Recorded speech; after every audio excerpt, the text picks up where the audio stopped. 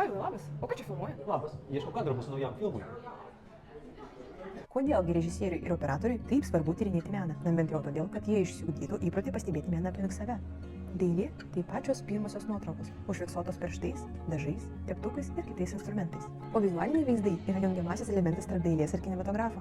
Praeities dailininkai išmoko naudoti kompozicijos taisykles, taip pat spalvą ir šviesą ant drobės. Paveikslai tai vieno kadro istorija su skirtingais kontekstais, nuo Biblijos ar pagonių iki buitinių siužetų.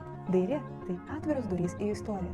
Režisieriai dažnai naudoja savotiškas nuorodas, atkartodami paveikslus ar cituodami kūrinius savo filmuose. Skirtingų filmų filmavimas tai ne tik kadruoti. Vienas Foresto Gumpo kadras buvo įkvėptas šio paveikslo. Kiekvienas kino menininkas ne šiaip sau pasirenka tam tikrą nuorodą.